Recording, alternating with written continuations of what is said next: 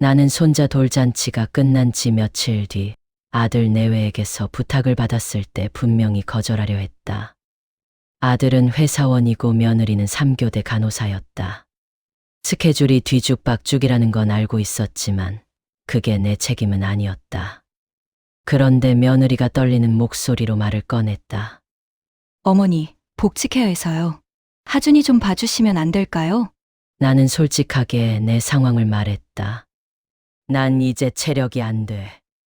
1살짜리는 하루 종일 붙어 있어야 하는데 허리도 아프고 나이도 있잖아.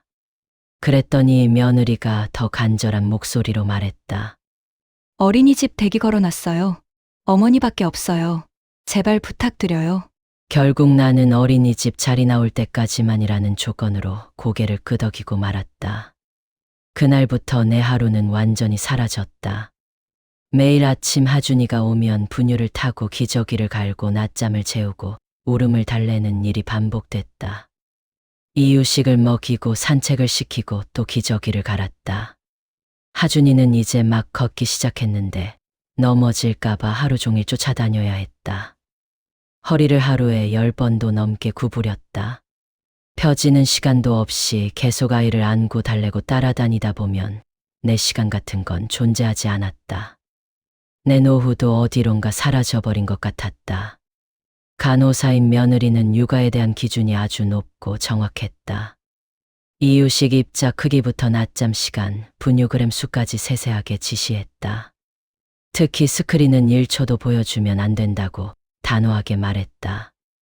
어느 날 하준이가 너무 심하게 울어서 지친 나는 정말 잠깐만 텔레비전을 보여줬다. 그날 저녁 며느리가 조용히 말했다. 어머니, 부탁드렸잖아요. 그 한마디가 가슴을 후벼 팠다. 나는 미안하다고 말했지만 속으로는 서러웠다. 남편은 정년퇴직 후에도 경비 일을 하고 있었다. 집에 오면 허리가 구부정하고 다리가 퉁퉁 부어 있었다. 내가 하준이를 보느라 너무 지쳐서 잠깐만 맡아달라고 하면 남편도 힘들어했다. 우리 둘 다 이미 늙은 사람들이었다. 젊은 부부가 감당해야 할 육아를 우리가 대신 메우고 있다는 생각이 자꾸만 들었다. 하준이를 보면 자연스럽게 비용이 들었다. 간식, 물티슈, 장난감, 이유식 재료를 내 돈으로 샀다. 아들과 며느리는 항상 우리 집에서 밥을 먹고 갔다. 처음에는 하준이를 데려다주고 데리러 왔는데 점점 그냥 와서 밥만 먹고 아이를 두고 가는 날이 많아졌다. 주말에도 며느리가 출근하면 아들이 하준이를 데려가지 않고 혼자 와서 나는 주말 아들 밥까지 챙겨야 했다. 그럼에도 나는 그 비용을 당연히 내 몫으로 생각했고 아무 말도 하지 않았다. 그런데 어느 날 저녁 모든 게 달라졌다. 아들 내외가 퇴근해서 우리 집으로 왔고 나는 저녁 준비를 하던 중이었다. 두부를 깜박하고 사오지 않은 걸 뒤늦게 알아차렸다. 나는 부랴부랴 하준이를 아들 내외에게 맡기고 마트로 달려갔다. 돌아와서 조용히 현관문을 열고 들어서는데 거실에서 목소리가 들렸다. 내가 오는 소리를 못 들었나 보다. 며느리의 목소리였다. 어머니, 하준이 옷 빨 때 좀 신경 써달라고 말해. 아니, 위생에 신경 좀 쓰시라고. 나는 그 자리에서 얼어붙었다. 이어서 며느리가 말했다. 100만 원도 드리는데 그 정도는 말할 수 있다고 생각해. 며느리는 계속 말했다. 그리고 CCTV 설치하자. 당신이 기분 나쁘지 않게 말해봐. 안전을 위해서 요즘은 다 그렇게 한다고. 손도 좀 자주 씻으라고 말하고. 나는 현관에 서서 숨을 쉬는 것도 잊어버렸다. 온몸이 굳어버렸고 가슴이 무너지는 것 같았다. 100만 원도 주는데 라는 말이 충격이었고 CCTV로 나를 감시하겠다는 것도 믿기지 않았다. 하지만 가장 가슴 아픈 건 내가 위생에 신경을 쓰지 않는다는 그 말이었다. 나는 평생 깔끔하게 살아온 사람이었다. 손주를 더럽게 키울 리가 없었다. 손을 자주 씻으라는 말은 마치 내가 손도 안 씻고 아이를 만지는 사람처럼 들렸다. 눈물이 차올랐다. 나는 조용히 신발을 벗으며 일부러 소리를 냈다. 거실에서 대화가 뚝 끊겼다. 나는 아무렇지 않은 척 부엌으로 걸어 들어갔다. 두부 사왔어. 내 목소리는 생각보다 떨리지 않았다. 아들과 며느리는 아무 일도 없었다는 듯이 하준이를 안고 놀아주고 있었다. 나는 저녁 준비를 마저 했다. 식사 시간 내내 입맛이 없었지만 티내지 않으려고 애썼다. 며느리가 밝게 말했다. 어머니, 오늘도 하준이 잘 놀았죠? 응, 잘 놀았어. 나는 짧게 대답하고 고개를 돌렸다. 그날 밤 아들 내외가 돌아간 뒤 나는 거실 소파에 주저앉아 한참을 울었다. 남편이 다가와 물었다. 왜 그래? 무슨 일 있어? 아니, 아무것도 아니야. 말할 수가 없었다. 말하면 더 서러울 것 같았다. 그날 밤 나는 잠을 이루지 못하고 새벽까지 천장만 바라보며 생각했다. 내가 왜 이렇게까지 해야 하나? 내 노후는 어디로 간 건가? 나는 내 인생을 살 권리가 없는 건가? 머릿속에서 그 생각들이 떠나지 않았다. 다음 날 아침 아들 내외가 하준이를 데리고 왔다. 며느리가 환하게 웃으며 말했다. 어머니, 오늘도 부탁드려요. 나는 하준이를 받아 안으며 대답했다. 그래. 하지만 마음속으로는 이미 결심하고 있었다. 나는 더 이상 이렇게 살 수 없다고, 더 이상 내 삶을 포기할 수 없다고 말이다. 나는 현관 앞에 서 있었고 아들이 나를 봤다. 더 이상 참을 수가 없었다. 나는 입을 열었다. 너희 어제 하는 말 다 들었다. 너희 진짜 해도 너무한다. 나는 할 말 없어서 입 다물고 있는 줄 알아? 며느리가 침착하게 말했다. 아들 내외도 내가 두 사람의 대화를 들었다는 걸 이미 눈치를 챈 모양이다. 오해 마세요. 하준이를 위해서 그래요. 그리고 저희도 100만 원 드리잖아요. 솔직한 게 좋잖아요, 어머니. 속으로 감정 쌓고 있는 것보다는. 그 말이 머리를 때렸다. 나는 소리쳤다. 100만 원. 너희가 우리 집 와서 밥 먹고 냉난방 쓰고 하준이 물티슈, 간식 하준이 이유식 재료비 쓰는 거 계산해봐라. 그 100만 원이 큰 돈이라고 생각하고 생색내는 거야. 아들이 버럭 소리를 질렀다. 엄마, 우리한테, 하준이한테 해주는 게 아까워? 밥 먹고 가는 게 싫으면 말을 하지 그랬어. 남편이 끼어들었다. 너희는 손해보기 싫고 우리는 무조건 희생해야 한다 그거냐? 며느리가 차갑게 말했다. 어머니 생각이 그런 줄 저희는 몰랐네요. 저희 밥 안 먹어도 괜찮아요. 아들 내외는 본인들이 한 말은 있고 밥, 물티슈, 과일에만 꽂힌 모양이다. 하준이는 그대로 남긴 채 아들 내외는 떠났다. 며칠 뒤 아들만 와서 하준이 짐을 챙겨 데리고 갔다. 나는 2달 하고 15일 봐줬으니 미리 받은 100만 원에서 50만 원을 제외하고 나머지 50만 원은 아들 계좌로 보내버렸다. 아들 내외는 정말 연락을 끊었다. 3개월 동안 아무 소식도 없었다. 그러던 어느 날 아들에게 전화가 왔다. 나는 받지 않았다. 며느리에게도 전화가 왔지만 역시 받지 않았다.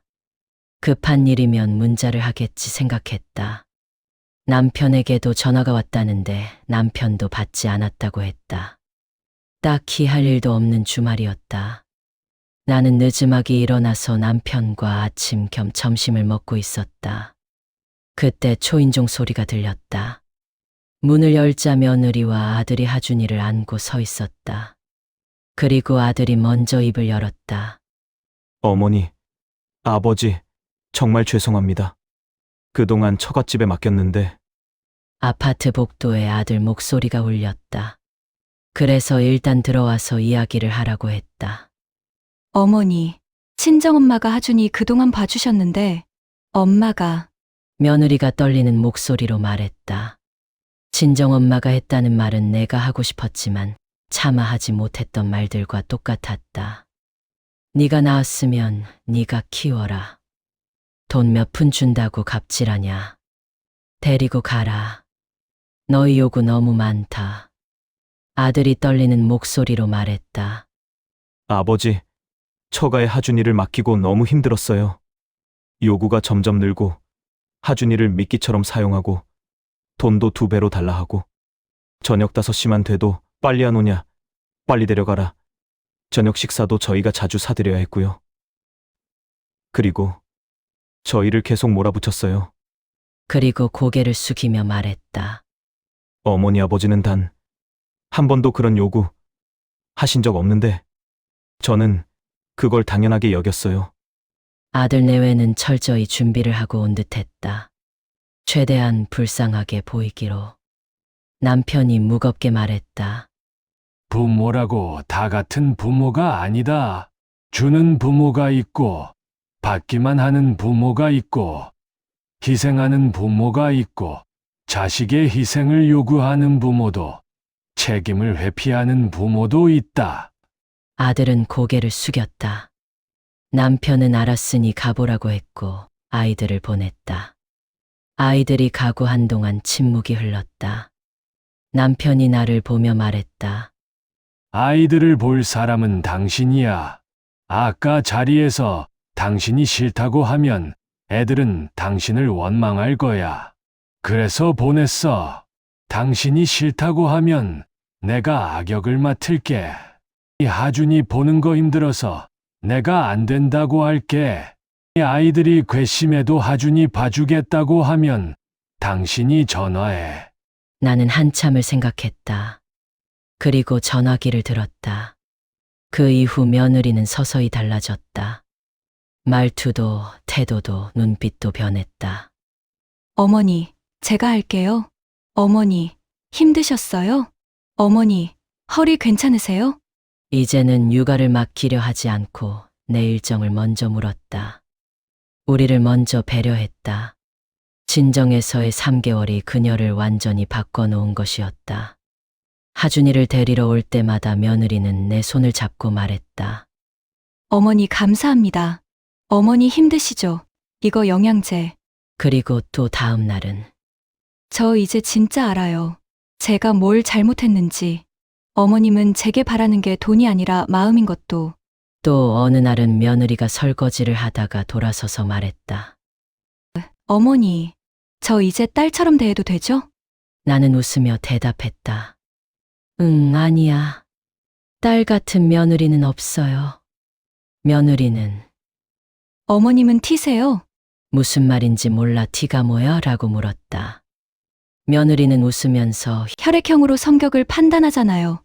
A형은 소심하다고 하잖아요. 그런데 T는요, 현실주의자요.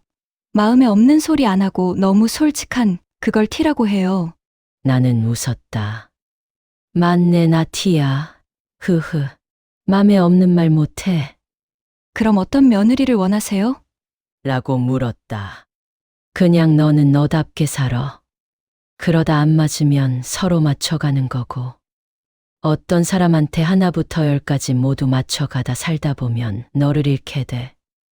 내가 그랬거든. 며느리를 생전 처음으로 어머니, 울먹이며 나를 껴안아 주었다. 나는 껴안고 있는 며느리에게 말했다. 다투고 삐지고 오해하고 사과하고 이해하고를 반복하며 진짜 가족이 되어 가겠지. 너도 엄마가 처음이라 어렵지. 나도 시어머니가 처음이라 어려워. 우리 잘 풀어나가보자, 알았지? 나는 시어머니가 나를 미워해서 눈치 보며 잘 보이려 했지만 마지막 돌아가시기 전까지 꼬투리를 잡고 흉을 보고 미워하셨다. 나에게 한 번도 따뜻한 말이나 따뜻한 눈빛을 주신 적이 없으셨다. 내가 그토록 듣고 싶었던 따뜻한 말과 내가 그토록 받고 싶었던 따뜻한 눈빛을 내 며느리에게 주고 싶다. 의미 없는 빠른 사과와 회피성의 빠른 용서보다는 시간이 걸리더라도 직접 깨닫고 느끼면서 나오는 진심 어린 사과와 그 진심을 안아주고 이해해주는 용서를 통해서 우리는 진짜 가족이 되어간다고 생각한다.